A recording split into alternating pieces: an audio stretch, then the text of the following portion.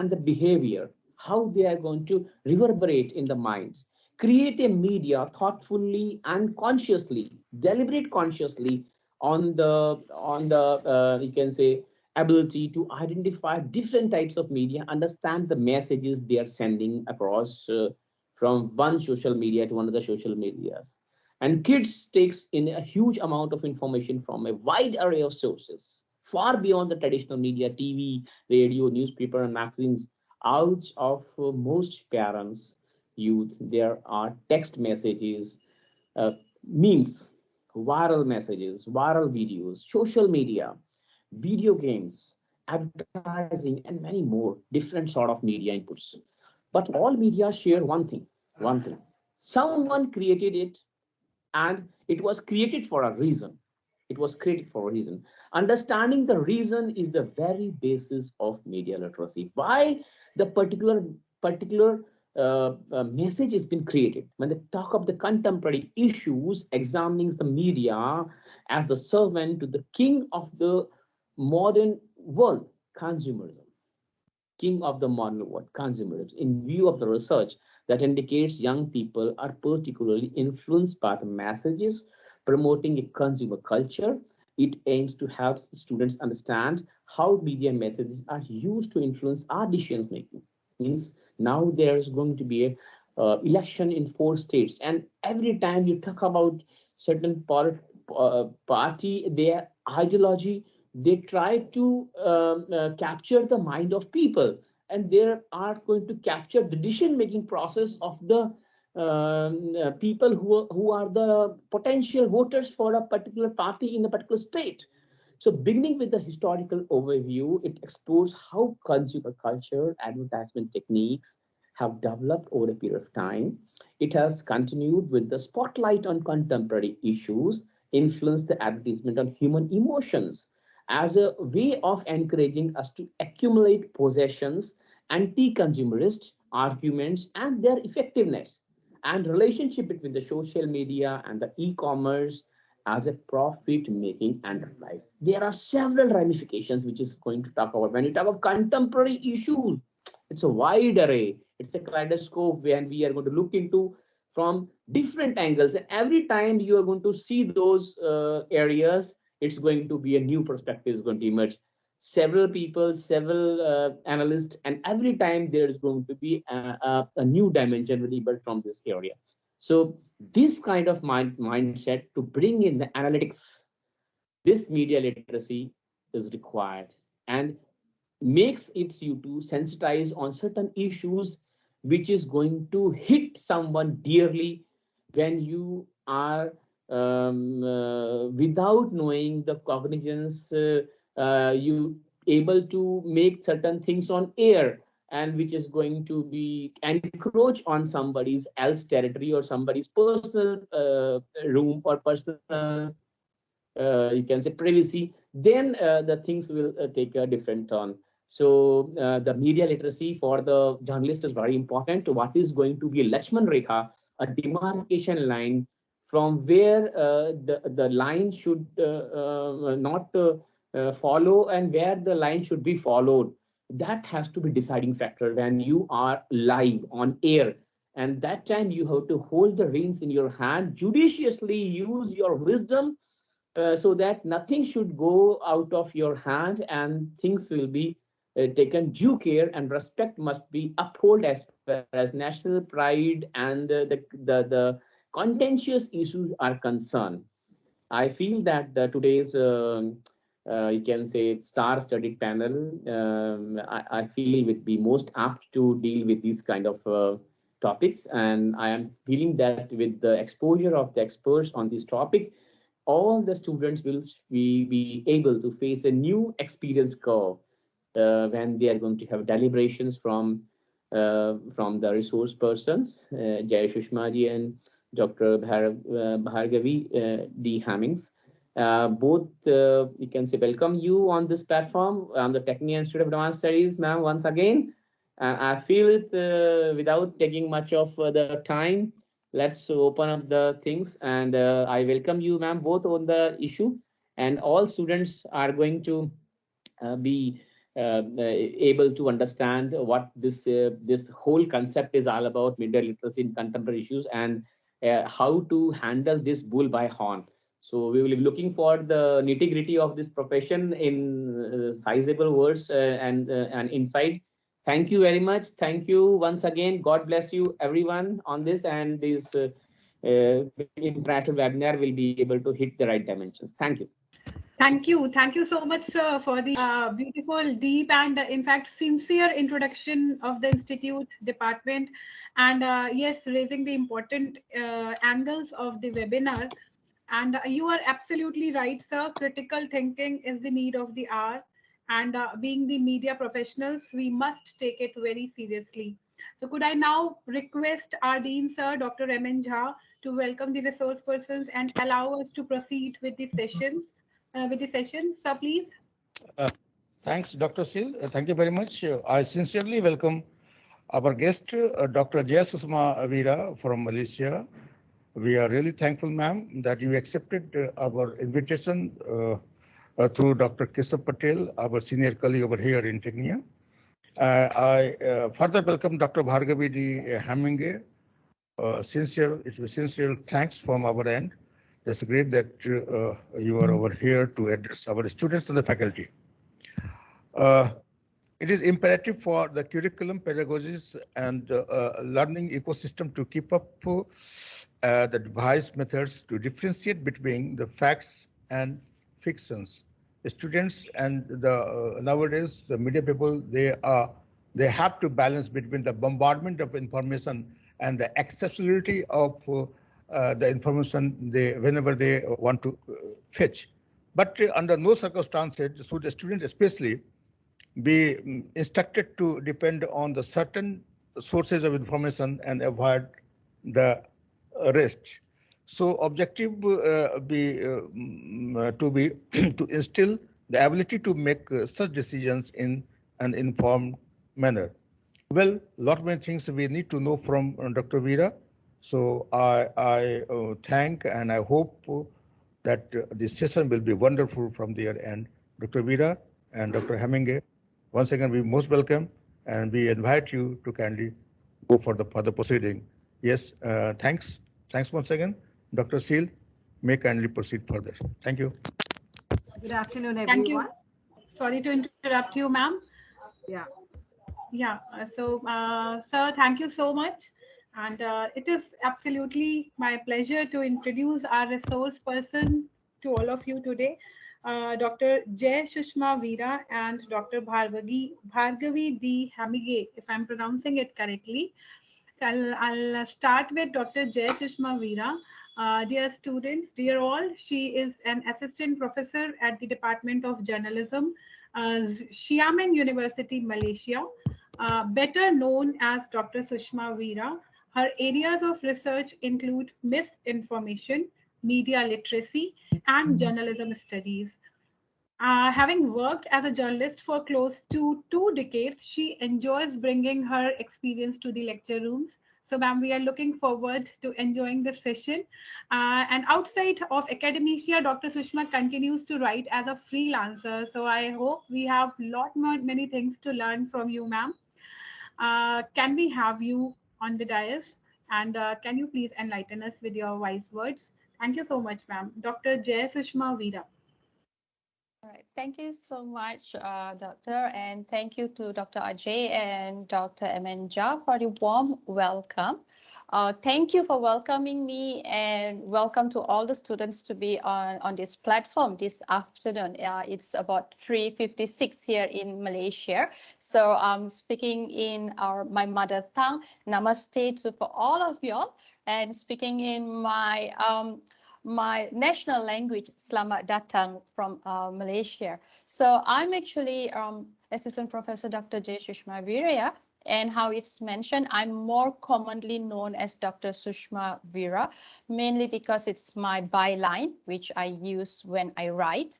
And I'm from the Department of Journalism, Xiamen University, Malaysia. As mentioned just now, I've actually worked as a journalist for 2 English mainstream papers. That's the Malay Mail and the New Straits Times. And then I moved on to academics. And subsequently, I still do write on a freelance basis on the time when I have, especially during semester breaks and all. Just sharing some of my articles which I've covered before. It's ranging from the news to courts to fashion, travel, and health. So these are some of the articles that I actually have covered before. Okay, so that brings us today's topic. Why am I here? Okay, that is the introductory lecture on media literacy and how can we be media literate. All right, literacy is something that we hear a lot nowadays. Okay, but what we don't hear is that there are just many types of literacy, like digital literacy, news literacy, information literacy, cultural literacy, and of course, media literacy, which will be our main focus today. But before I go into how to be media literate, can I just ask this question to many of y'all over there? I think y'all are quite familiar with this. Okay, be honest, be truthful. How many of you would have forwarded this message to your family and friends when we were first hit with COVID-19? All right, where, the popular Rasam, said to be able to cure or prevent. Trust me, in Malaysia, many aunties, many of my uncles were very fast to forward these messages. I also received calls, from my mom and all, and said, hey, cook rasam every day or every other day, okay, as often as you can, because it prevents everyone from COVID-19 virus, all right? But, okay, what they did not know is, okay, it was not the case. What could have happened, right? People just forwarded those messages as they received without checking, without verifying. Yes, rasam is very healthy. It's full of herbs and spices. That's, whenever I'm sick, that's my go-to dish. I just love it. I just love drinking it after my meals and all. All right. But when we send messages to say that it can cure such a deadly virus, okay, people tend to misinterpret. People tend to take it differently. All right. One of the reasons is because many people, all right, be it young like all of you, or even younger like myself, okay, are not being informed on how properly to consume and interpret media messages. That is where media literacy is lacking in different generations. So therefore, media literacy traditionally aims to help people become better informed and through proper consumption of media messages, right? And like how it was mentioned before, literacy then and now. In Gutenberg's age and of course the subsequent modern era, when we talk about literacy, it is more on the ability to read and write. Okay, that was the main concern. All right. Of course, numerical aspect is also into the picture. It was not only like the main concern for educators, but of course politicians, social reformers, and philosophers. Right, literate population, okay, I would say that would be able to seek out information.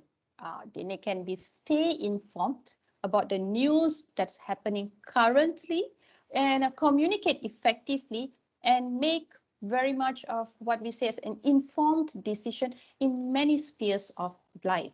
Okay, because of this, literate make people to become better citizens, better parents, better workers, better students. Hence, no doubt that literacy is a fundamental tool, I would say, to achieve success and further career opportunities. All right. Several centuries later, okay, with the new media coming up and many social media platforms just mushrooming every night here and there, all right, global literacy rates continued to grow. So there was basically what we say a new sense of news that just being able to read and write is not enough.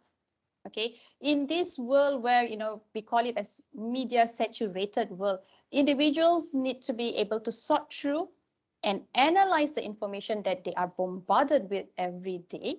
Okay, so you need to analyze it, you need to verify it before, you should be able to decode and process that information, process that message before you forward it or share it. And this is what we call as media literacy.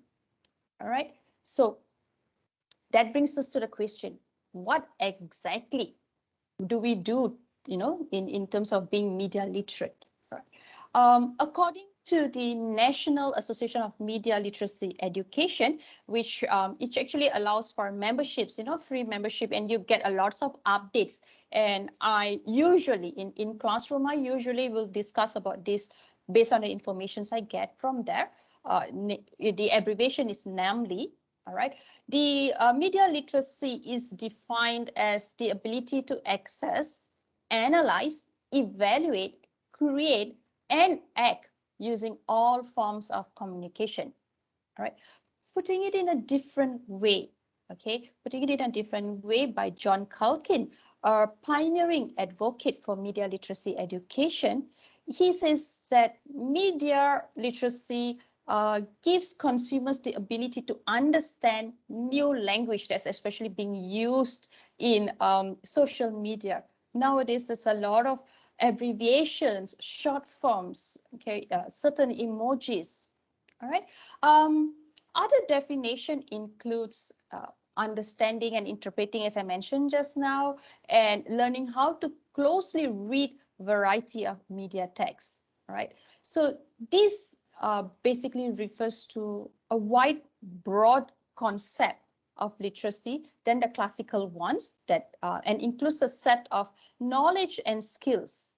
All right, where you say being able to understand the world around you and actively participate in the progress. So you give the people, the media users, different opportunity, different generations and different opportunities to navigate the environment of modern navigation. All right.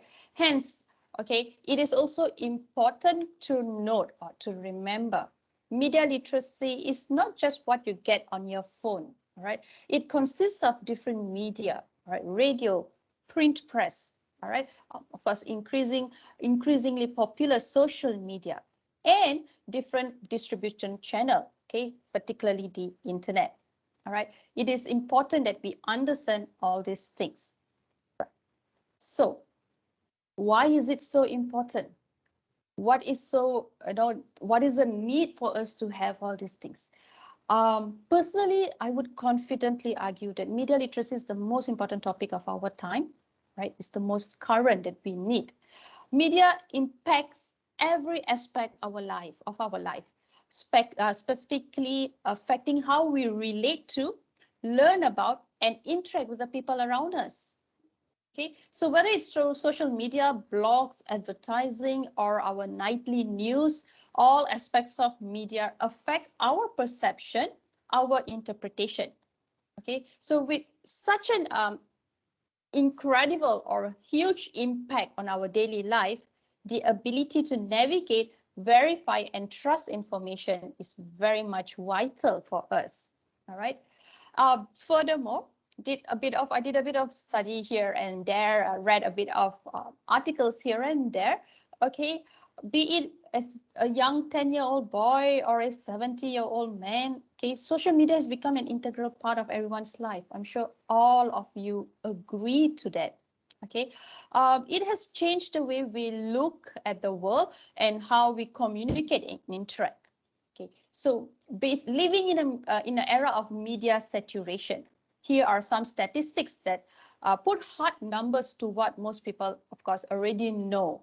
Okay, in Malaysia, okay, here where I am here, this small little orange nation here. Okay, statistics show that approximately 28 million of social users were registered or were identified as of January 2021. And this statistics is in accordance to the Communications and Multimedia Ministry of Malaysia. And also studies by Statista 2021 showed that Malaysians spend an average of 3 hours a day on social media.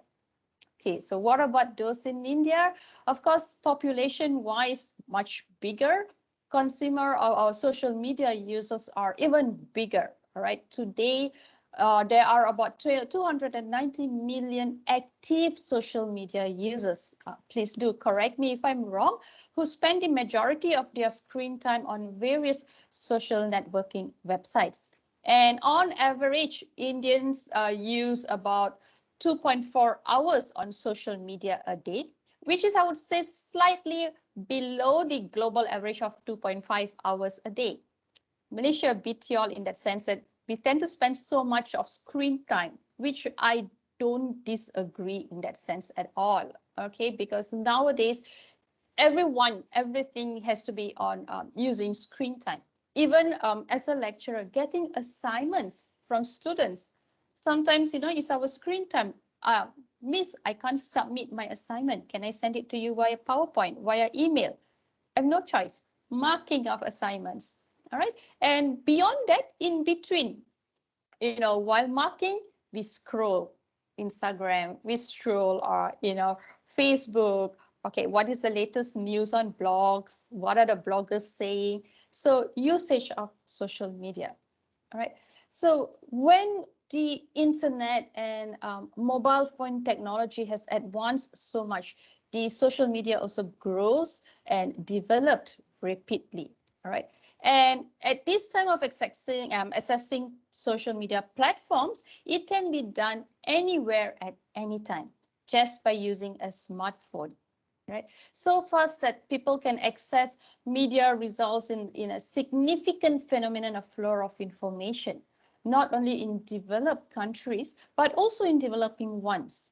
And thanks to the speed of internet, social media is also starting to look to replace the conventional mass media roles in spreading the news. All right. If before, as a journalist, all right, I would have to, especially when I was doing courts, okay, in the early years here, when I was doing court reporting, I would be required to rush back to the office to send in my story. Okay, even if we were to send from there, if it's late, just say the trial finishes a bit late, we are required to submit via email and henceforth. All right, but then towards the end of my journalism career as a journalist, came up with all this social media, whereby the competition between the media organizations, like for example, I was with the Star, all right, the rival paper, okay, is I was with the Straits Times. The rival paper was the Star, and we would need to compete with each other just to send brief. So because the reporter from the Star was actually a very close friend of mine, we will wait for each other and we'll say, okay, right, Sushma, are you going to send? Have you drafted your brief? And I'll be like, yeah, drafted. Okay, let's send now. So that, the moment we send our brief, the IT department would upload it onto the net. Right. So then your editors will be like, why are you late in sending? Star has already sent. Or likewise, she will be questioned. NST was fast. Why are you late? All right. So, the internet itself had also put us all on a faster rat race, I would say. Now that with social media, it's even much more faster. Right. So when it's used well, media can certainly entertain and inform children in very much positive ways. All right. But when the children or even the older generation or even the current generation, people, students as young as you all, are not taught to use media thoughtfully, okay, it can actually contribute to public health issues, all right, such as, health as in mental health, I'm talking about, health as in mental health, whereby you become very obsessed to it, okay, and you tend to, not knowing how to verify things, you tend to just absorb everything that's been given, positive or negative, absorb, just like the blue whale game. All right, there were so many youngsters who actually fell prey to it, and many lost their lives. right? Certain news, all right, when it's not true, okay, people take it differently, people interpret it differently, and they also impose fear on others. All right, just like, for example, when the COVID-19 came about, there was just so many fake news. All right, and to the extent on how it's being spread, on how it can be prevented, a lot of fake news, just too many. Okay, that to the extent that people were just so afraid to go out. People were so afraid to go and buy groceries, or even if we order online our groceries, we are so afraid to take and bring the things in. I have seen neighbors who actually leave their parcels, whether it's groceries or any courier services, they leave out in the hot sun for a while. I asked why. Let it dry under the sun, it can kill viruses. Oh, okay. So where you got this? Internet. All right. And besides, overuse of technology, of course, it brings about other health issues such as obesity, depression, bullying, okay, negative body image, and of course, risky sexual behavior, substance abuse, among a few others. All right. So it has actually cocooned the users into what we call as a filter bubble. All right. And there's an echo chamber where users are only exposed to information that the media want them to know. All right. And to those information that they agree with. Okay. So it is a bit more, the truth is beyond all those things, but we don't actually look at it. All right. And this was extensively observed in the 2016 US election. So living in a polarized society, the news that we consume both reflects and shapes polarization. So it's very important for us to be able to distinguish truth from fake. All right. Sometimes it's not just blatant lies. Okay.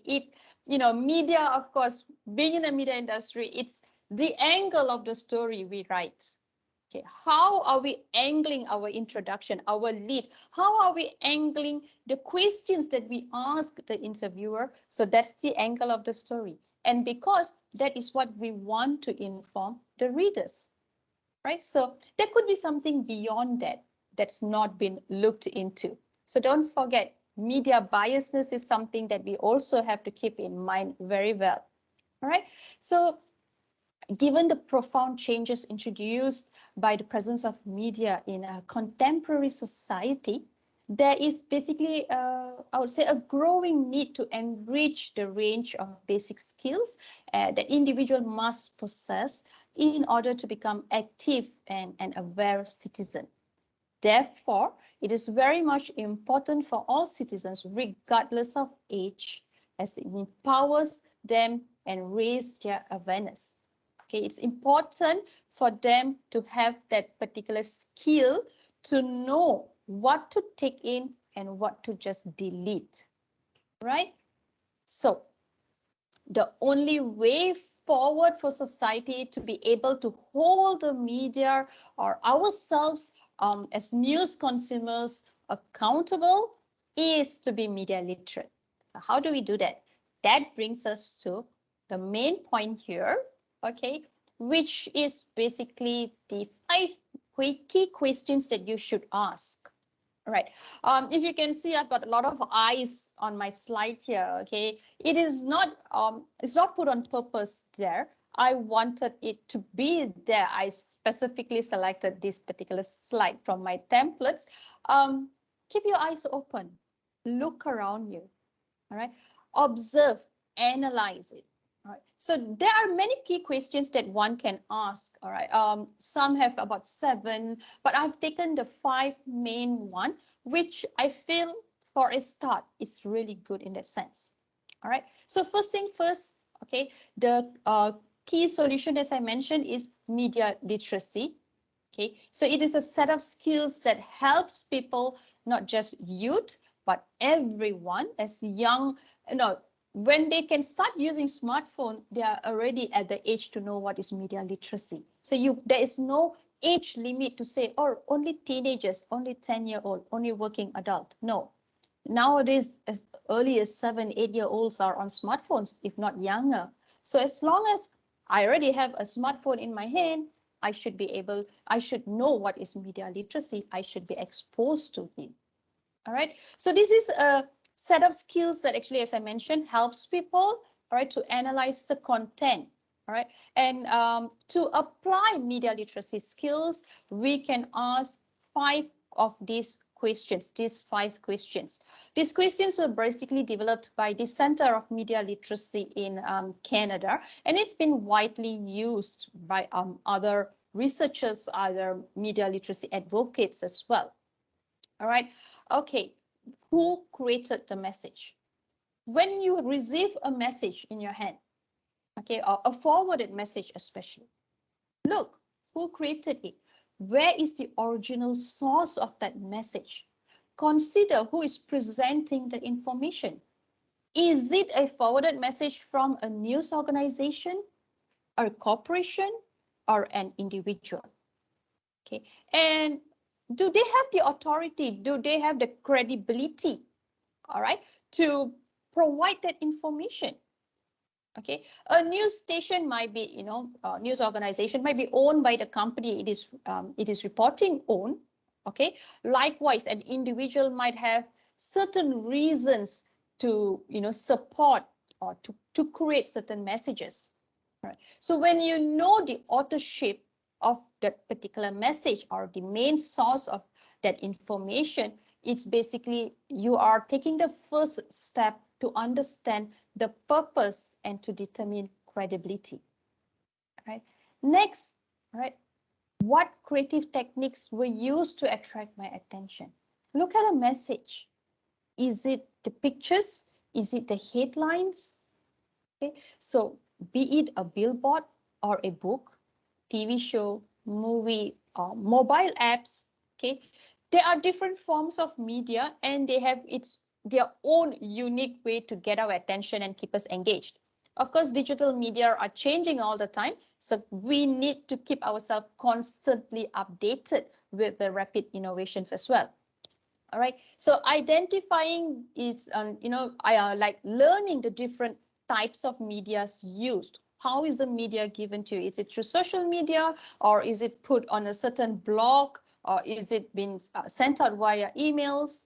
So when you recognize that language, okay, it helps us to become more effective in making decisions to communicate through our own languages. Okay, and who is the intended audiences? Okay, this question number 3, the third question, is something very much close to me because I'm actually doing a research on third-person effect. How would I perceive a fake news, and how would I assume you or my family members would perceive fake news? That's we call as third-person effect. So look at who is the intended audiences. All right, for any piece of information or any piece of media, there are many interpretations, okay, because there are many viewers. Okay, so put ourselves in a person's shoe. Okay? Would someone of the opposite gender feel the same as how we feel about this message? How might someone of a different race or different nationality feel about it? How might an older or younger person interpret the information differently? How would you interpret it? How would your parents interpret it? How would your younger siblings interpret it? Okay, and was this message for a specific target audience? If it's so, to whom? Yeah, who is the target audience? Identify, see how it will be interpreted as well. All right.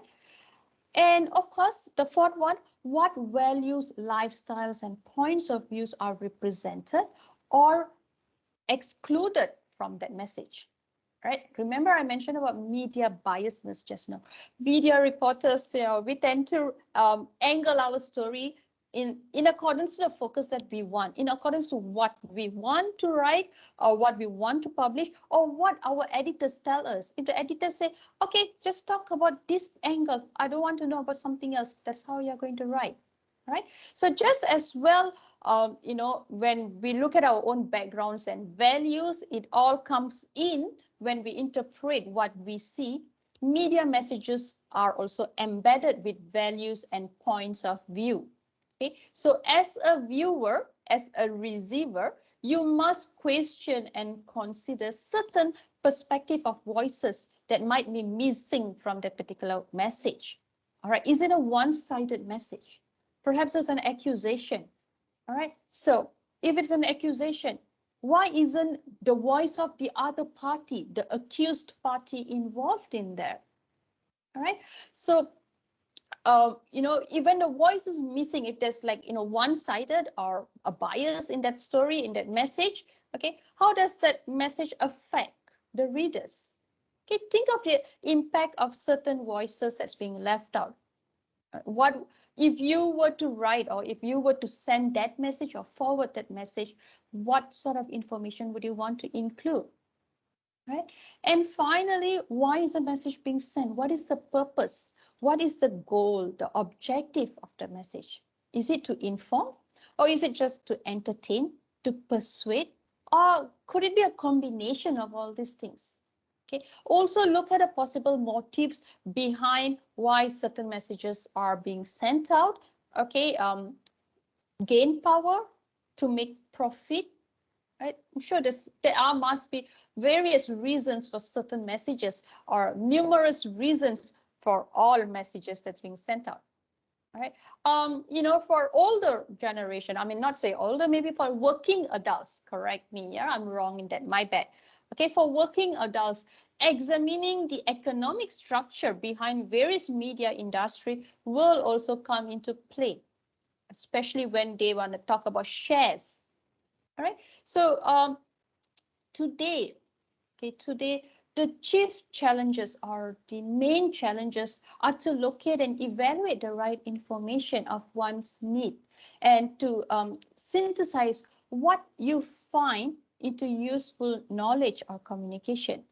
Okay, with critical thinking, reflections, and ethical behavior, okay, it is very much part of being media literate. All right, it's a key part of what it means to be educated in this world, right? So with this consideration as a jumping off place, or a place to kickstart, we can ensure that we are staying informed about where our information comes from and why is it being sent. Important steps that is to take in our media literacy education. One example that I would actually like to share, I hope I have a few more minutes, I'm almost towards the end. Last year, during the Diwali celebration in Malaysia, okay, we were under the movement control order. Okay, so it wasn't last year, the year before, 2020. So Diwali celebration in 2020, we were under strict movement control order. So I was not able to cross borders, state borders, to visit my mom. Okay, and there were news that the number of passengers in each car, even though it's within the same family, the number of passengers with each car was only allowed as 2. Right? There's 4 of us in my family. Me, my spouse, and my 2 girls. So we said, okay, let's see to it. Let's take 2 cars and all. On the eve of Diwali, we received a forwarded message. It's a forwarded message of a news article, from a Malay newspaper called Berita Harian. Right? Says that now for this year, 4 people are allowed. Okay, for Diwali movement within the state. You can't cross state borders, but within your local community or local municipality, 4 people were allowed, and everyone were very happy. Oh, we just need 1 car, we don't need 2 cars. But I checked. I said something is not right. Okay, so the first thing I did was it looked exactly the same.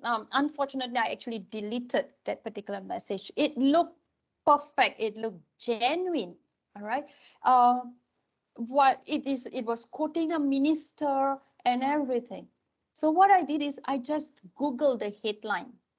I Googled the headline and I realized it was an old news which was edited, changed. The date was changed, the number of people in the car, certain parts were changed, and then, very beautifully, very professionally done, and it was being forwarded. It was just forwarded to all the Indian community here, where, some of them did not realize that it was fake news. They did try to cross borders. Some of them traveled 4 people in the car, and we got love letters from the police because there was police blocks at every part. So that's when I also realized, wow, this is bad. Fake news is just like that.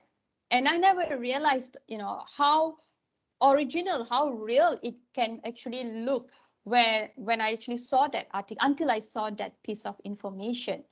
All right. So it is one of the ways who created the message. Go back to the, I went back into Facebook. I went back into the media organization's online version, and I said, hey, there's no news about it.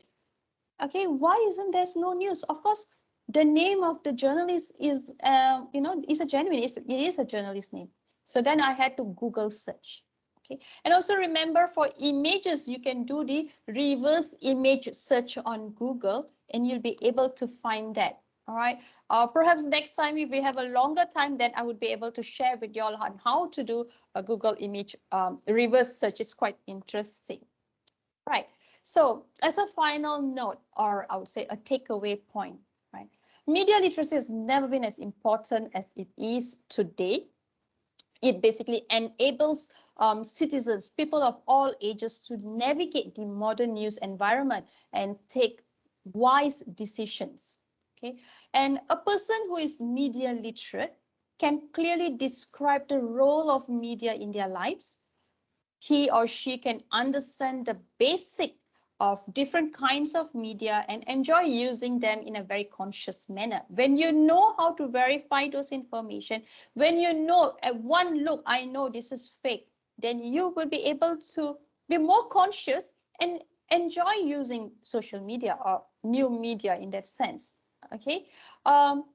Besides that, being media literate also empowers people to engage in the global media environment. So when you communicate with others, you have no issues.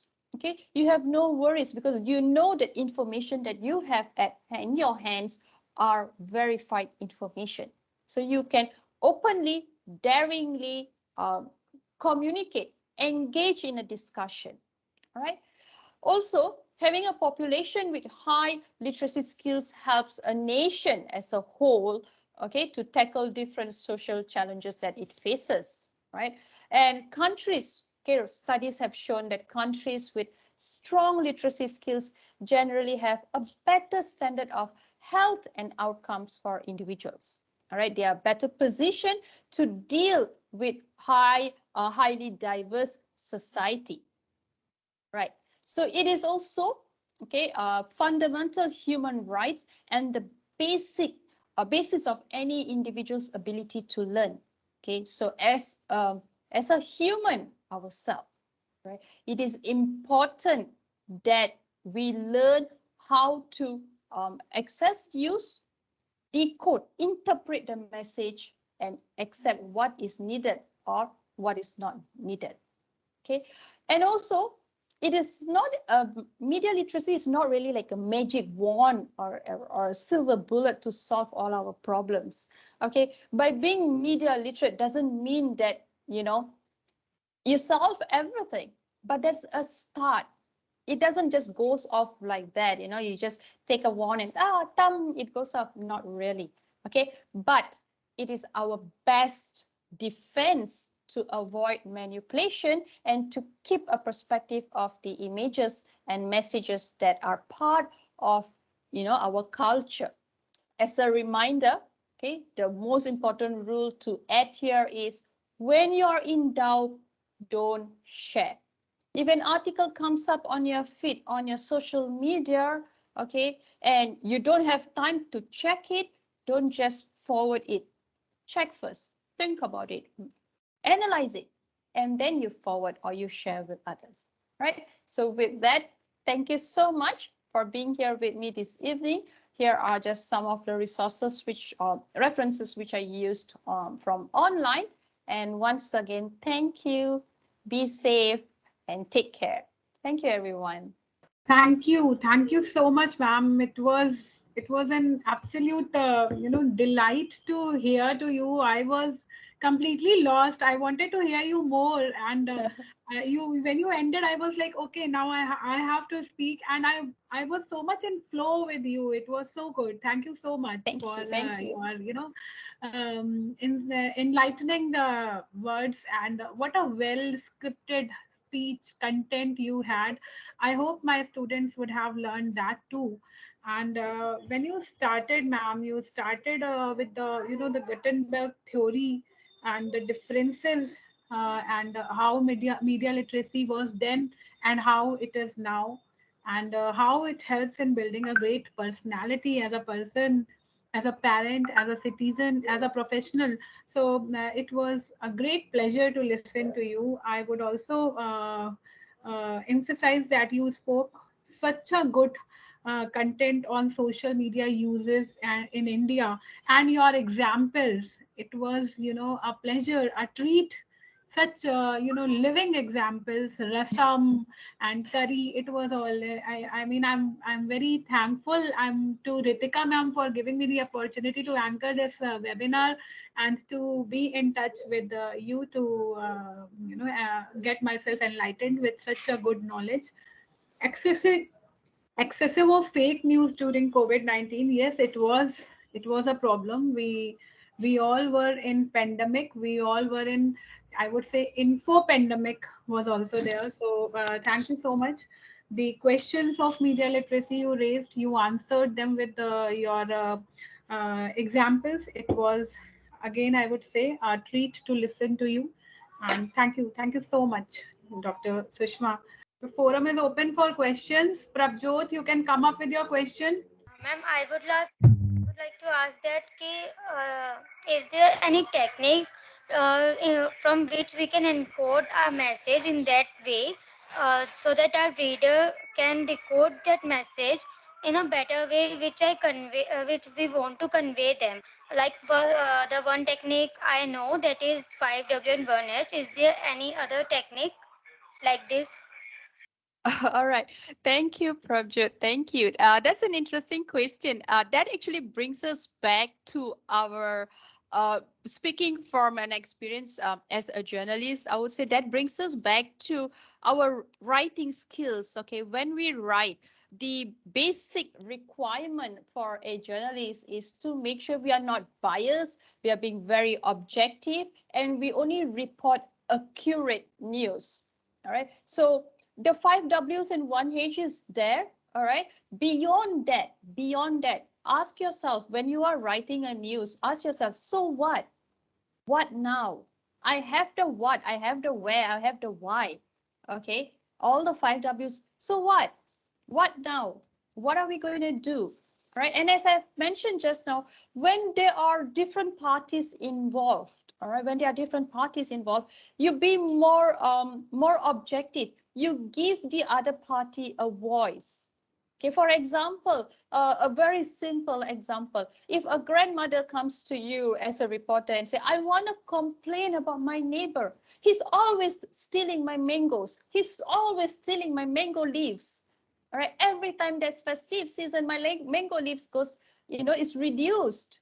Right? So instead of just reporting grandmother saying like, oh, neighbor is stealing the mango leaf, why can't you speak to the neighbor himself? You are being accused of this. What do you have to say? If they don't have anything to say, or they say, like, I don't want to comment about this, this is a silly matter, then just write. Okay, so be objective. Don't be biased. Don't take sides. And always think about the so what and what now element in your article. I'm sure you'd be able to write a wholesome message or article in that sense. I hope I answered your question, Pramjit. Yes, ma'am. Thank you. Thank you, dear. Anyone Radhika. else who is willing? It's just a Radhika there, Radhika Kataria. Yes, Radhika. Good afternoon, ma'am. Firstly, Afternoon, I dear. would like to thank you for sharing such valuable information with us. It was so great to listen to you and grasp, as a budding journalist in the field, to listen to you and grasp such information. Now, my question to you is that as a budding journalist and even a learner in the field, I would like to explore myself I would like to learn new skills. So apart from strong communication skills and having good literary skills, what as a journalist in worldwide we can, if we go for work, what skills can we should carry? Like if I'm from India, if I have to travel to any other country like Singapore, Malaysia, or any other country, for what kind of skills I should carry? All right. But I know, if you're becoming a journalist, one good thing that you should know, of course, you have your communication skills. Interviewing skills should be also important, but that's part of being a journalist. All right. If you are going to be traveling, okay, when you want to travel to a different country, especially a nation which might be different from where we are, okay, culture, study their culture. Right? Know what is the do's and the don'ts in the culture. Understand what is the culture all about. All right. Like for me, in this sense, like speaking to y'all in this platform, it's like I'm coming back to my home country. It's my mother country, because whatever it is, my four grandparents, my former generations, they are from India. So it's like speaking back to my motherland in that sense. So it feels very much at home. But if you were to ask me to speak to someone from, students from Japan or students from Korea or the Western countries, then you would need to adapt and adjust yourself to their culture. You need to know what is their culture like. All right. So that is something. Sometimes I see the new generations of reporters are lacking. And also one that I noticed even now, some of my friends who are still in the industry, they would say, oh my God, this new generation, okay, they don't ask the question. They just wait to be spoon-fed. They want the information to be presented to them, but they don't ask follow-up questions. Learn how to ask follow-up questions. I do notice this among my students here as well. When I said, okay, give me a list of questions you want to ask the interviewee, they come up with 10 to 12 questions or even 20 questions. And when I see the article, there are a lot of loopholes because there's no follow-up questions. So learn how to ask follow-up questions. Can Radhika? Yes, ma'am. Thanks. Thank you. Thanks. Thank you, dear. Thank you. Ritika ma'am, do we have any other query? Ma'am, Sushma ma'am was so clear in her approach that, we all are so much satisfied. We are so clear that students would now be, thank you ma'am for, taking up this topic. Now in the class, we would be more confident while teaching our students. So I would like to thank you one more time, ma'am, for sparing your time and letting us know. And,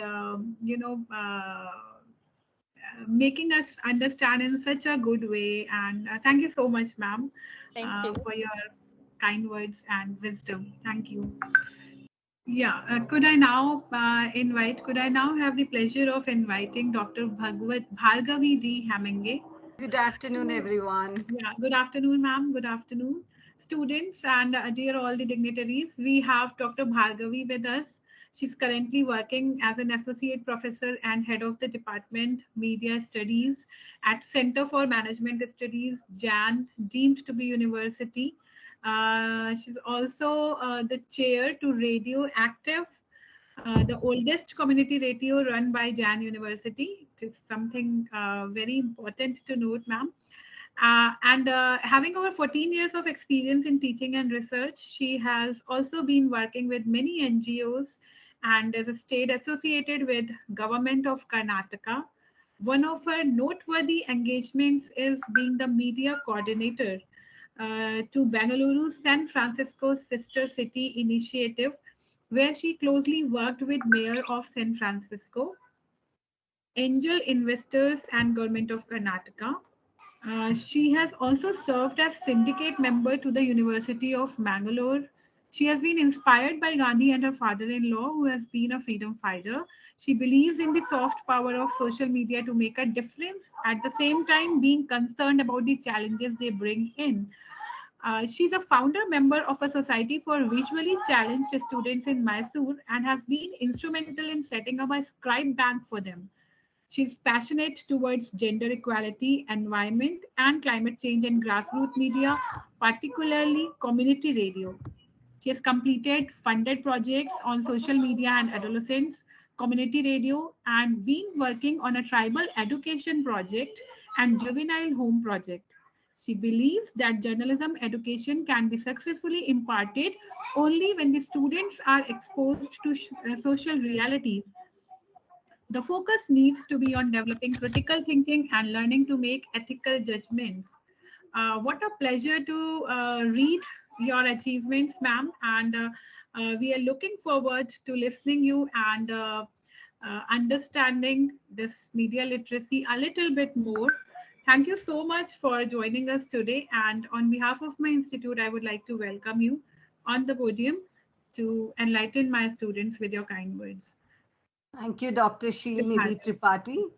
That was an elaborate introduction. You could have just read a few lines. When I started reading, I couldn't stop myself. There's so many achievements, and not only me, I am sure that all the students and the dignitaries who are listening must be, quite interested in listening to you now. That we have a lady with so much of experience. Thank you for being there, ma'am. Yeah, thank you, Sheila. I would like to thank initially Dr. Ajay Kumar, Director TIAS, Dr. M.N. Jha, Dean TIAS, and Ms. Ritika Vipul Pratap for having me over here, and all the students who are here. And first and foremost, my congratulations to Sushma Viraya. So Dr. Sushma, it was an amazing talk. You brought out everything under media literacy. And I was wondering what I'm going to speak here. So why did they call me now that you have told everything, So all the important points or whatever the key questions which media literacy raises, you have brought down. So now it is a challenge for me to bring other perspectives, isn't it? But let me see how I'm going to do it. And I would like to know the feedback in the end as well. All right, guys. First of all, it's nice to connect with y'all. This is the best part of pandemic, that now we are connected, all of us, be it Dr. Sushma, Dr. Nidhi, or, Ms. Ritika, Mr. Jha, our dean, who gave such a wonderful talk, and even Ajay Kumar sir in the beginning gave a nice roundabout synopsis of what fake news is. I mean, so all of us getting to know each other, transcending the borders of each other's geographical beat, this is an absolute pleasure. And also, let me tell you, working from home was a dream for academicians. Now, this pandemic has even made that possible, isn't it? So, yeah, now coming to my topic, or the critical topic which needs to be evaluated every now and then, media literacy. So let me begin. This is a very important quote, guys, if you would like to note down. It is very interesting, by United States President Dr. Barack Obama, when he gave a speech in Berlin on November 17th, 2016. He spoke, that is, be mindful of the situation. It was previous to the Trump's regime of fake news. Okay, so much before that, Obama, when he gave a speech in Berlin, made this statement about fake news. He said, If we are not serious about facts and what's true and what is not, and particularly in the age of social media, where so many people are getting their information in sound bites and snippets of their phones, if we can't discriminate between serious arguments and propaganda, then we have problems. This he tried to alert the world back then in 2016. So now, decoding a media message often begins with a person or persons who created the message to begin with, why they created, so the intent of their creation, what do they want from what is the result of the whole message. So these two questions, so I'm not asking you to ponder upon 7 questions like Sushma ma'am brought out for you. Only 2 questions I'm getting bringing in front of y'all.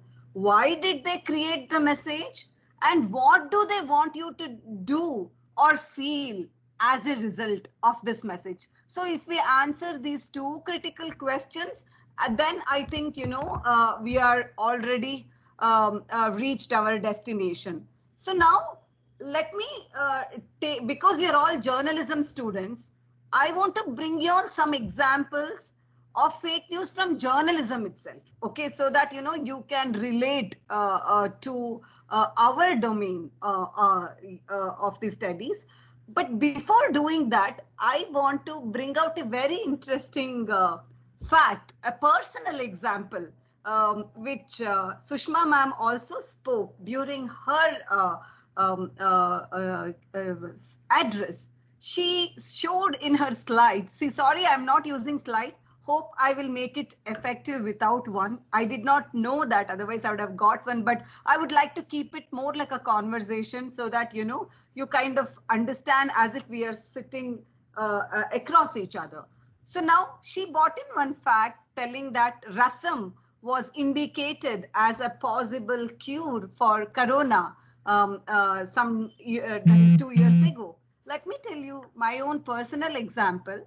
We were traveling to Tirupati and we were coming back, and suddenly my husband, who was sitting next to the driver, said, "I'll not get corona." My husband is, believe me, an MBA graduate from a premium university. I'm telling you this because this is my personal encounter.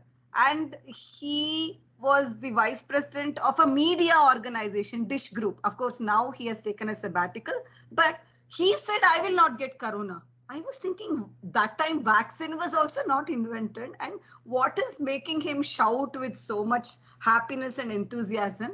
He said, there is a cure given by a Chinese researcher who says the ingredients which make coffee is actually resistant to the coronavirus. So every day I drink coffee. Now I'll drink it more, he said. I was like, really? And I immediately what I did, because there was a question from the audience what to do, how to verify this fake news. What I did, I asked him to forward me that news, or which he got in WhatsApp, that content, which he happily did. I copied it and put it on Google, and next to it, I just mentioned fake news, and I tried to run my search. Believe it or not, immediately many content or many sites popped up which said how this fake news originated and how this professor was not even a researcher in these kind of biochemical or biomedical concepts, and he was just an engineer somewhere, and how his photo was misused to show him as this doctor who was qualified enough to give these lab results. So then immediately I forwarded it to him, and that was my first personal experience with fake news during COVID. Okay, I'm sure many of you would have heard many people getting exploited with regards to money. For example, there was a superintendent of police in Bengaluru where I live. Anyway, my name is Dr. Bhargavi Hemmige. So there were people who were misspelling it, and I'm using my son's Microsoft team because my system somehow was not synchronizing with Microsoft team, and we use Zoom to deliver lectures. So it is Hemmige. So Bhargavi Hemmige. I would like to correct it. Anyways, so now coming back to our topic, media literacy. As I tell you, my first experience with fake news was with regards to my own husband's outbursts that he will be, immune to the coronavirus. And second experience of me cross-checking it impulsively and showing him that it is fake, and also, making sure he doesn't drink more coffee and increases his caffeine level. And now coming back to another fake news and journalism, and how journalists themselves get victimized by fake news, and also face the consequences of it. I would like to speak about it.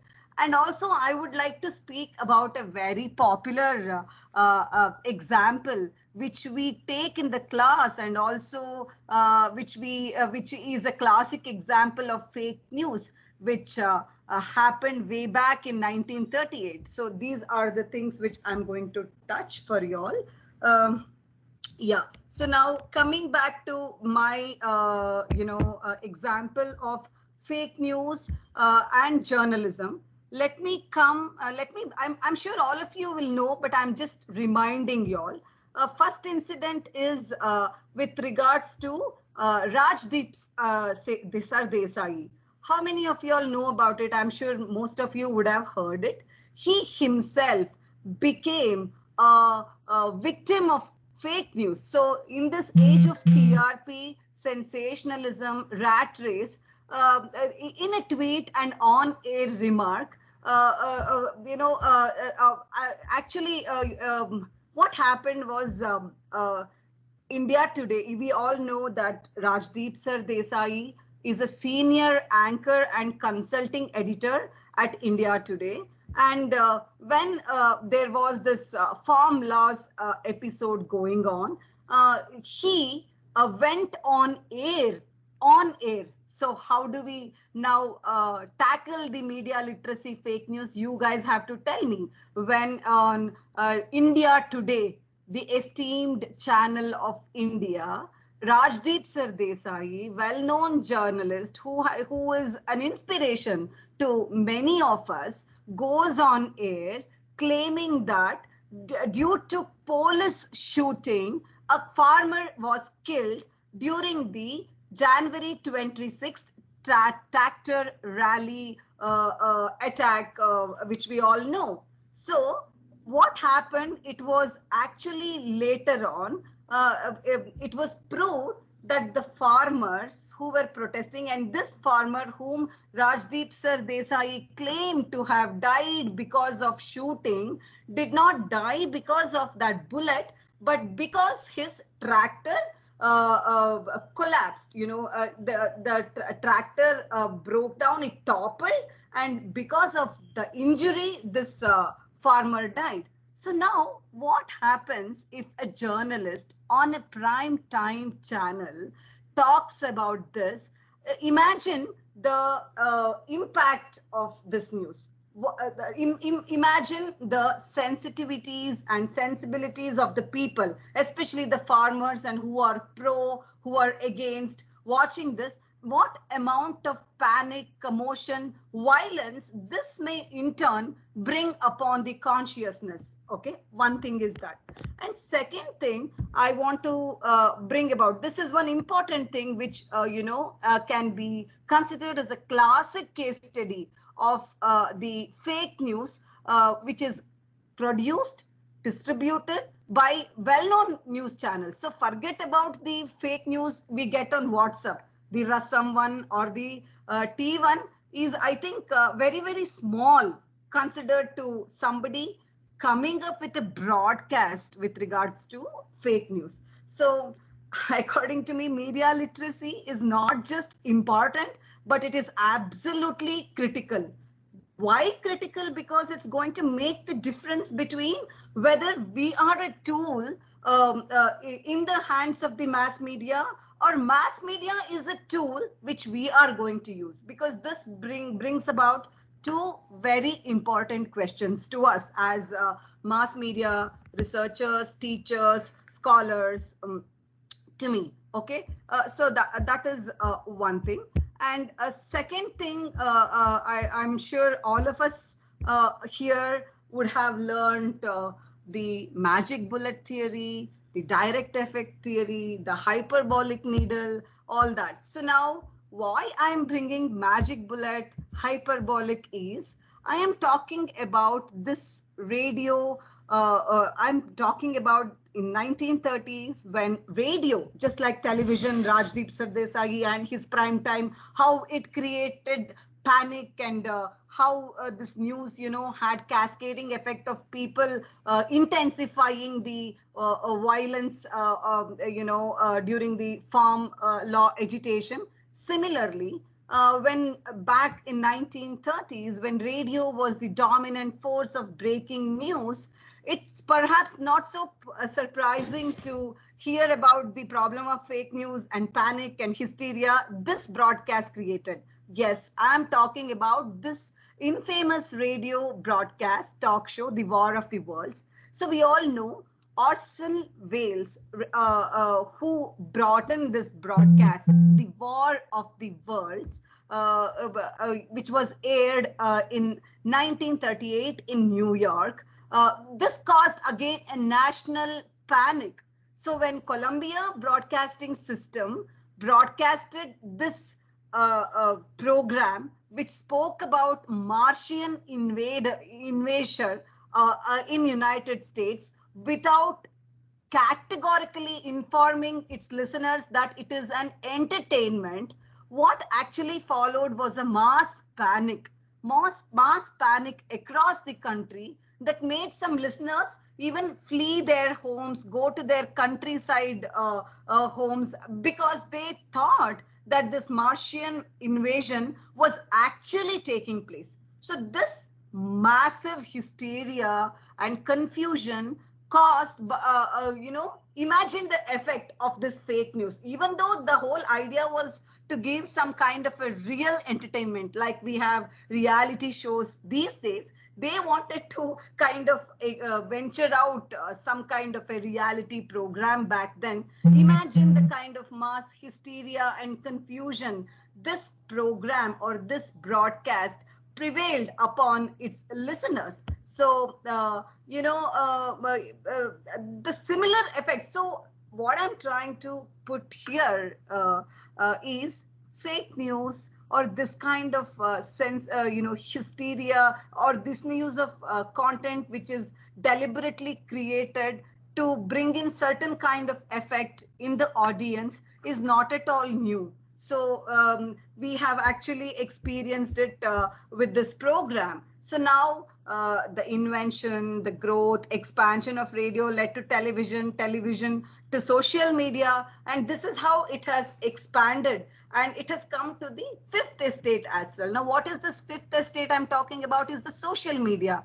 So now I will bring in another important, panic which this fake news created. So this was again during coronavirus. I even remember the date. It was April 14, 2020. So there was a WhatsApp message, and also the same thing was broadcasted by ABS news channel, that the government had started. There was no train services. Train services were suspended across the country, but there was a WhatsApp message which was circulated that the government has made special trains. The Ministry of Information has made special trains for the migrant laborers to go to their locations or native places.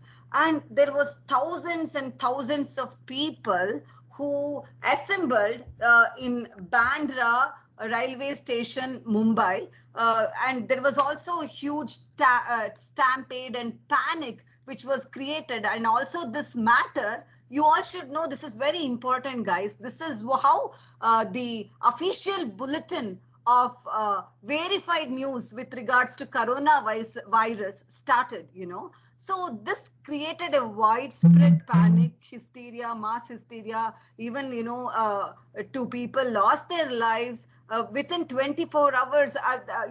By the time people could understood, that this was actually a fake trigger, the damage was done. So without any mask, without any social distancing, people had gathered in Bandra, and this also might have been a cause of then the spread of coronavirus so intensely across Maharashtra back then. So this what happened after this incident.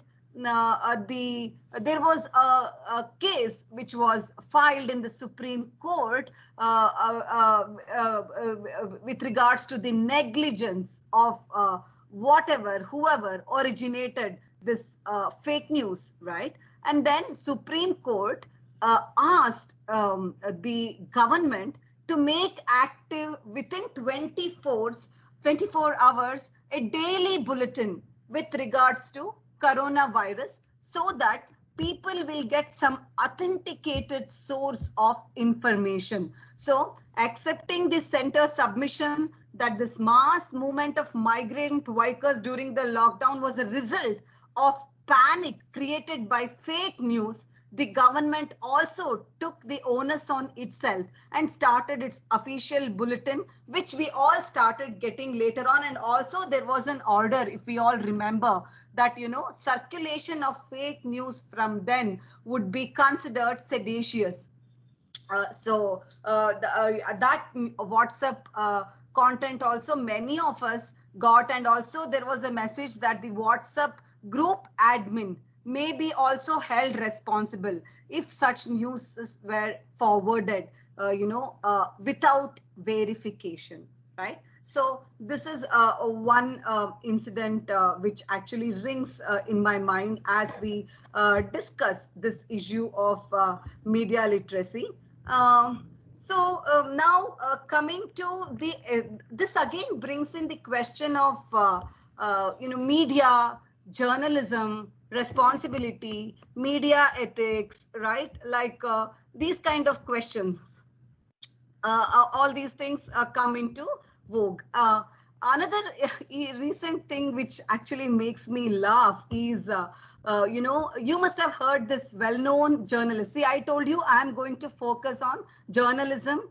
Journalists, credible journalists, they themselves becoming the victim of fake news without verifying, circulating it, then again, fall into the prey. So now what happened to Rajdeep Sardesai? He it was reportedly lost. It seems he lost 1 month's pay, and also he was suspended off the air for 2 weeks. So this was the consequences. It's really very humiliating for a journalist of that stature to go through this, isn't it? Another time when Rajdeep Sardesai became a victim of fake news is when Pranab Mukherjee died. You guys can Google all the information I'm telling. It is all true. Nothing is fake here. So when Pranab Mukherjee died, so even though he was still living in ICU, in his enthusiasm to give the news first, Rajdeep Sardesai sent a Om Shanti, or rest in peace message on his Twitter handle, which again created a huge kind of a panic. And then he apologized to his family and deleted that message. So these are two incidents in which he was a victim. And the second incident was Nidhi Razdan. Let me, this is again an interesting victimization, I can say, of a journalist with regards to media literacy. So as we all know, again, Nidhi Razdan, I don't know if it is some kind of if NDTV is zinc. She was a former journalist with NDTV, as we all know. She a year and a half ago, she tweeted that she is quitting her high-profile journalism job because she got a job at Harvard as associate professor, and there were a lot of congratulatory message which followed, and she was also overwhelmed with all that kind of attention she got for being a Harvard professor. But actually, it turned out that it was all a hoax, and the creators of these fake news, they kind of did such a sophisticated phishing attack that they accessed all her personal data, her emails, her passport number, and they authenticated. They looked at so authenticate. Even they created a fake website which got a link from her email, which she got a job offer. And otherwise, imagine we ourselves, I told you, I began with my personal experience. When my husband spoke about an incident, I immediately verified and told him that it is a fake news. She is a journalist with so much experience with NDTV, and such high acclaimed, high profiled person. She herself, announcing that she was moving away from NDTV after 21 years of experience to join Harvard University as associate professor to teach journalism. How much you should understand how these people could have constructed the whole narrative so that she believed that was a very authenticate offer. It was only after 8 months that she realized that this whole thing was a hoax. So until 8 months, till the day she resigned, these people were keeping her in dark. They were actually contacting her, talking to her, exchanging mails with her, and she was getting prepared to move and teach at Harvard. So these are some of the important experiences of journalists. So now, we have to kind of understand if, journalists can themselves become the victim of this fake news. Now, whom are we going to blame? And I think I stopped midway. I was telling you there was the superintendent of police in Bangalore who himself believed that, there was a message on his mobile that he was selected in a lottery, where he would get some 5 crores. And for it, as a application fee, he had to pay 1,10,000, which he himself, paid to that website thinking he won that lottery. And then when he thought that it turned out to be hoax, then he gave a newspaper, then he called a press conference and apprised, sensitized the public how the scammers work.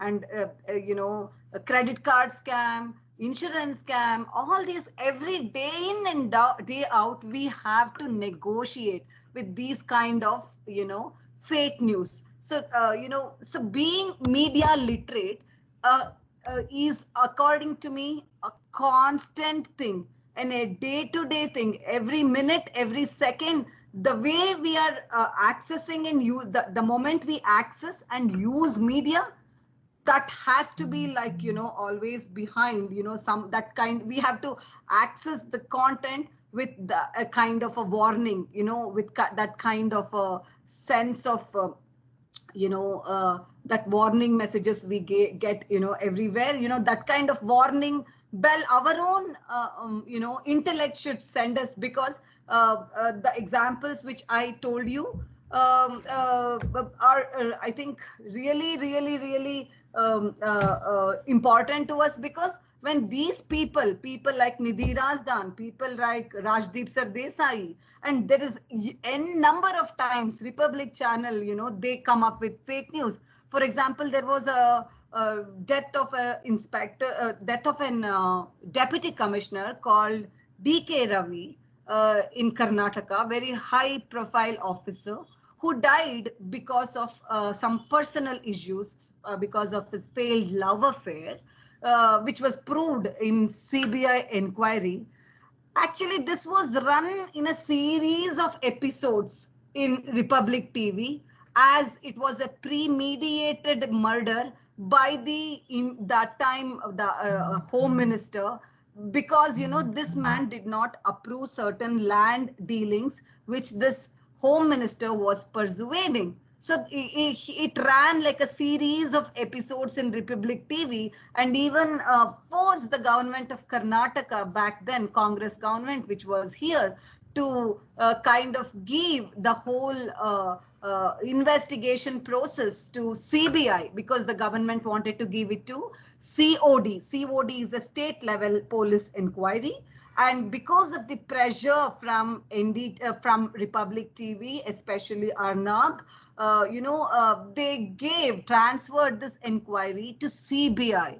So when CBI came and investigated, they found all the WhatsApp messages, they found all the evidences, and they said it is nothing but a case of disappointed love affair. He was in love with another IAS officer who was married, and she was actually rejecting his advances, and because he was depressed that she was ignoring him, he committed suicide. So he's clearly sent her the WhatsApp message before dying, and all this was unearthed by CBI. So now again, imagine the airtime, imagine the sentiments, imagine the people who were taken for a ride, imagine also the consequences this home minister faced. The whole his 20 years or 30 years of public life was questioned. There was also chances that he would lose because of this. So these are some of the examples of fake news. And as I told you, according to me, critical thinking, empathizing, finding the motive, all that is right. But our constant struggle with fake news is day on day basis. If the moment, not even day on day, minute on minute basis, the minute we access the media, the minute we access the content, immediately we need to question ourselves whether it is fake, whether it is verified. We should remember Aristotle, all the logos, ethos, pathos, which he told, which needs to be, evaluated by a speaker when he creates a content, that we have to actually evaluate when we are actually decoding a content, according to me.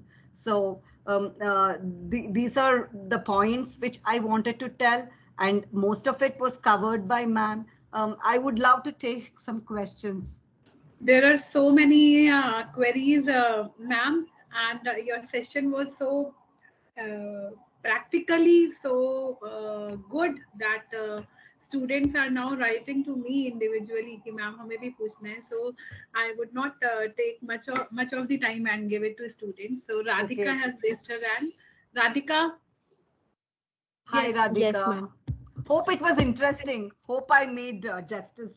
Now, ma'am, let the students give you the feedback. All right. Yes. Yeah. Because I'm so sorry I didn't get the PPTs and all that. It wasn't required. No, ma'am. The way you were telling, it was a treat again to listen to you. And the PPT wasn't required. Your examples were so live. You were explaining it in such a good way that we could see them happening live. So thank you so much. Thank you so much. So, Radhika, please come up with your question. Yes, ma'am. Ma'am, I hope you are doing well. Yes, I'm ma'am, as fine. Sheil mentioned about the feedback. First, yes, you really said it in the beginning only. It was great to hear you out. Sometimes the content is not required, but a good ear is required to listen such kind of information. So, like, it was amazing. Like, when I have read such fake news, like Al Jazeera mentioned, like in Corona times, people were, mentioning about chicken is not required to eat. You should not eat ice cream. It might affect coronavirus, might come to you when so something like such came out. Right. And I guess Al Jazeera mentioned that people in India were were misinformed about that. So, Yes. like, I learned a lot about fake news from you. And just going in that direction only, I wanted to ask the question that as a media professional, when I'll be becoming, yes, we keep in our mind that we need to be very authentic about it. So what kind of things we should keep in mind to establish kind of a source, or what kind of people we should have as sources, or what kind of things we should into establish such kind of facts, such authentic facts, such kind of real information? Radhika, Right. let me tell you, I gave you the example of Nidhi Razdan. I gave you the example of Arnab Goswami. I gave you the example of Rajdeep Sardesai. These are the people who they are inspiration to so many of us here, isn't it, Radhika? Tell me, yes or no? When they themselves get fooled and they broadcast, disseminate, publish, make the whole world know, and then suffer the consequences, I don't think I have the capability to answer your question other than just telling you, Radhika, just verify, and be alert, and be alert. That's all. Verification and being very alert. These are the two things. And, always suspect. What is the job of a journalist? Any information we get, good or bad, first we have to find out, or we have to think, is it truth? Is it right? Is it correct? First, don't believe anything in the face value, Radhika. So even at a personal level, at the professional level, this is my advice to you, dear. Ma'am, just one more question, if you allow me. Sure. Thank you for this answering this question. It cleared more about it. Ma'am, my second question to you is, like, as a you rising up as a budding you media journal, when you career, so what kind of life skill that you carried along with you to just make yourself that kind of a position in the media? Have that is a very good question, Radhika. I think you asked the same question to ma'am, and ma'am told you need to have good communication skills and all that. But one thing which she missed, I'm going to tell you, which you remember this. According to me, to be a good journalist, you need content, right? So who gives you content? Content does not come to you, important content does not come to your doors, as you can see. So who gives you the content? Your sources. So according to me, if you want to be a popular journalist who is actually adding value to the society, your network is your network. This is the statement which I believe in. So you have to begin that exercise from your student days itself, developing network. Now you know me, right? So now our friendship should be for the lifetime. You should message me, ma'am, you remember we met there in this webinar, and you never know when we will cross paths, when I will help you, or when this is how each and every person you meet, each and every contact you make, you should feel that this is important. And you should also think that you never know when we cross path, and when we know we'll need each other, right? That kind of support system you have to develop. So your network is your net worth. So not the material net worth, but the network of the people is what will create an asset for you as a journalist. Hope I answered your question, Radhika. Yes, ma'am. Amazingly you answered it. Thank you so much. Thank you. Ma'am, Ritika this side. Ritika. Yes, Ritika, tell me. Yes, ma'am. Yeah. Ma'am, my question is, media literacy is not merely about analyzing the content which is being represented in front of us, but as we all understand that selective biasness of media in choosing the topic for representation, because sometimes media intentionally neglects some topics to represent. They avoid representing those topics. How can we analyze that media is somehow neglecting and somehow is being somehow ignoring some representation and some topics to get representation? Okay, very good question. Thank you for raising it. Media bias is there. Thank you. After independence. See, prior to independence, Ritika, let me tell you, people persuade journalism. They persuaded the journalism with a passion to bring freedom to our country. So the whole goal was selfless. Okay, the idea was to see that the motherland became independent. So that was the goal. So back then, these kind of gatekeeping or agenda setting was not there. But after independence, there was a shift of ideology in a I can say in an unparalleled manner. There was a quantum jump, I can say, to the ideological shift from being selfless to become selfish. They started persuading journalism. It became corporatized. It became commodified. People wanted salaries, and the owners had to give salaries, and when they had to run the show, they had to depend on external income. So one source of income was subsidies by the government, and second type of income was advertisements. So then that is how media started becoming, slowly transforming into propaganda agents. So you give me money, I will tell whatever you want. So the idea or the concept of paid news started, and media, started enveloping the news. The ads into it started corrupted into paid news. So these kind of shift happened. So this is because of the ideological shift, because of the commodifying of media. Hope you understand, right? Yes, ma'am. Yes, ma'am. I understand. Thank you so much, ma'am. If we are selfless, then all these things can be avoided. But definitely that cannot happen anymore, isn't it? So it's gonna be a harsh truth that media is not. Yes, ma'am. Due to commercialization, due to their own propaganda, media is not going to provide a fair. Yeah, we are in a different rat fair race representation now. Is not there. So because we are all wanting gains now, but before independence, that idea was not there. There, the pursuit was different, the cause was different, the motivation was different, isn't it? Now it is about which news is more sellable for them, and it is about which news is going to make more TRP for them.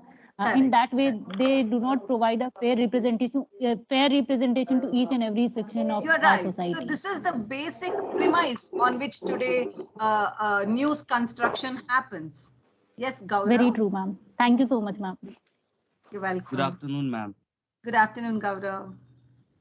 Ma'am, actually, I like to continue. Actually, the M in media is called masala today. Okay. So how can we present, ma'am?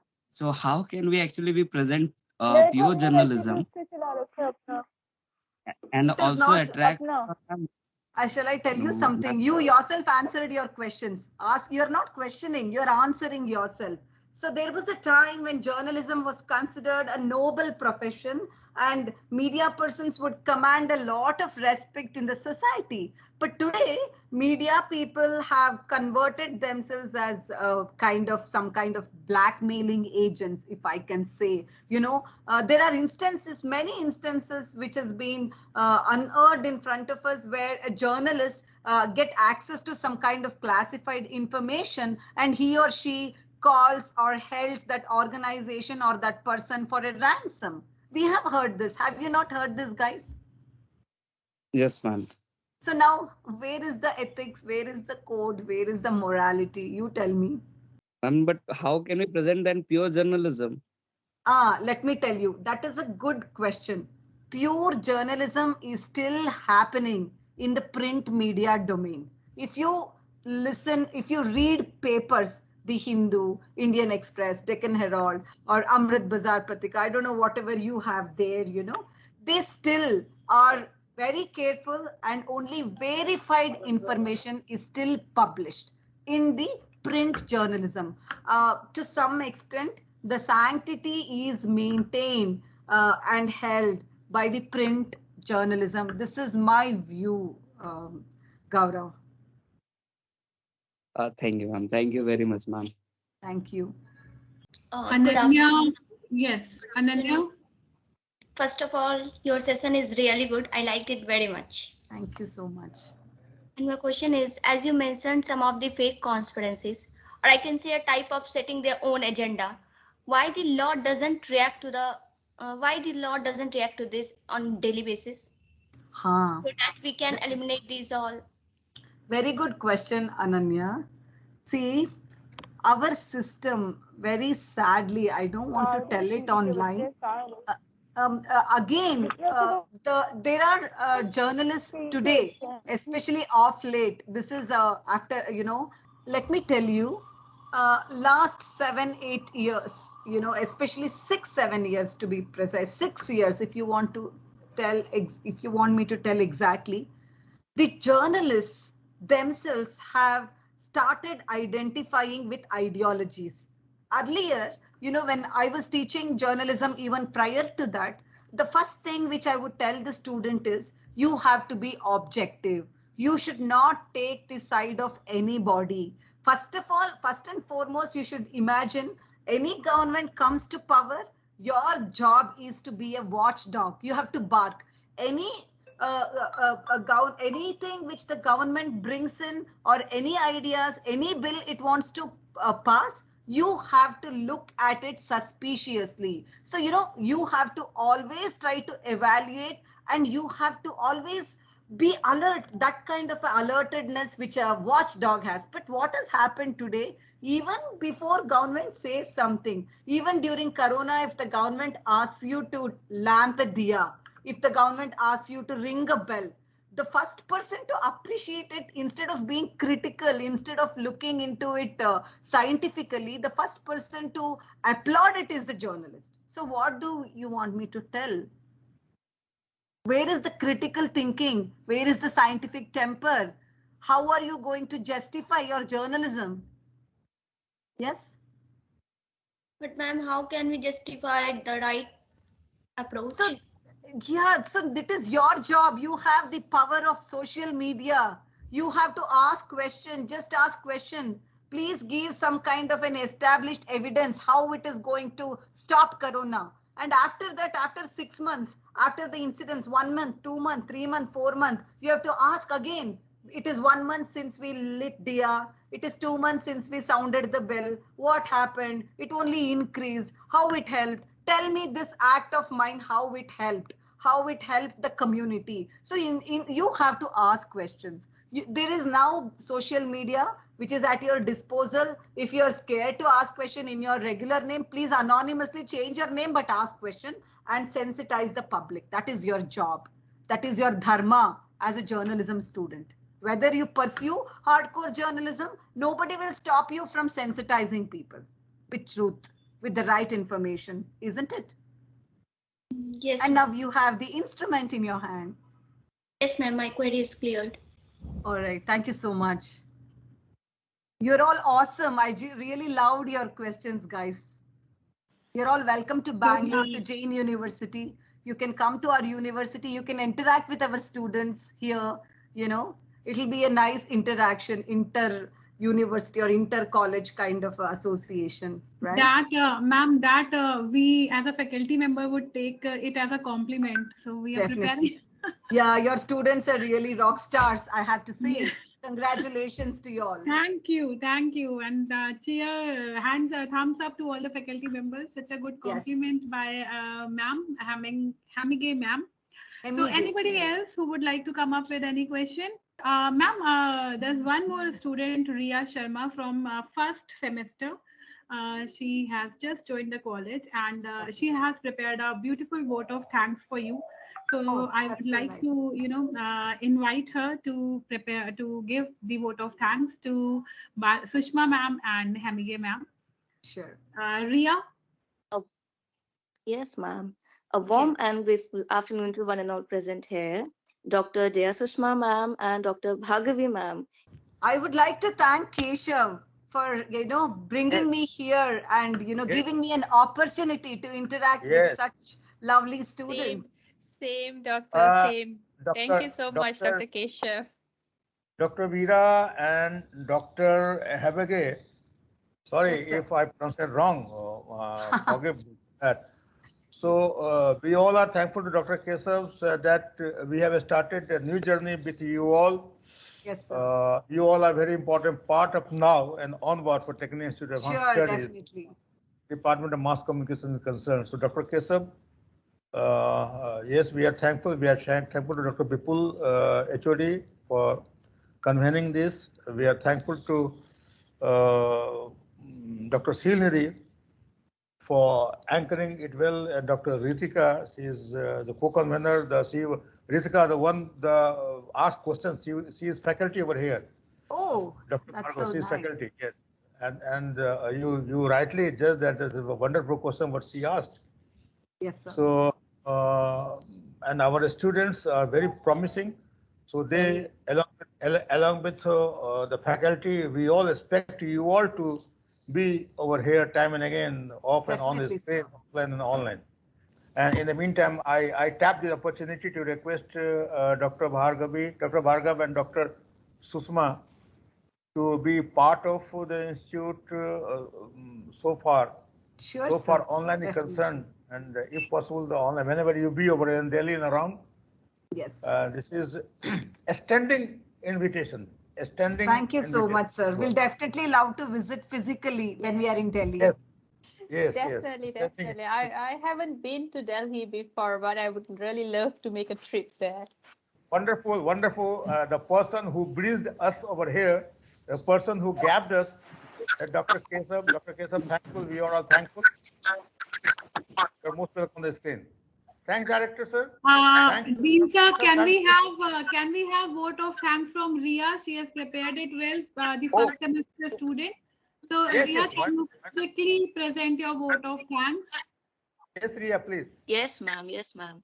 A warm and graceful afternoon to one and all present here, Dr. Jaya Sushma ma'am and Dr. Bhargavi ma'am. It was my privilege to attend this webinar. It is such an honor for me to thank you, dignitaries, on behalf of my fellow mates who are pursuing media and media-related careers. I would like to express my gratitude to you for providing us such valuable information on media literacy and for inspiring us with your words and making this day a special day for all of us. I would like to now extend my gratitude to all esteemed delegates for taking out time for all of us from their busy schedule to grace this webinar and make this webinar a success. And lastly, a special thanks to Dr. Ajay sir, Director of Tecnia, Dr. M.N. Jha sir, our respected Dean, Dr. Vipul Pratap, convener and HOD BJMC, and Dr. Miss Ritika, co-convener, and Dr. Sheelnidhi Tripathi, faculty BJMC, for organizing such an informative webinar for us students in such a tough situation. Thank you again, everyone. Thank you so much, Ria. It was a wonderful presentation. I'm happy that you prepared it and you gave it to us. Thank you, Ria. The dignitaries. Thank you, dear. Thank you so much. Thank you so much. Thank you so much, ma'am. Means a lot, ma'am. Thank you. Thank you. Thank you, ma'am. Thank you, sir. Thank you, Sushma ma'am and Hamige ma'am. Keshav sir, thank you so much. Dean sir, Director sir, thank you. And hope we will meet soon. And till then, stay safe. Bye. Thank you, all of you. Have a nice time. Yeah. Bye, everyone. Thank you. Take care. Stay safe, everyone. Yeah. Stay safe. Bye. Bye. Bye. Bye. Bye.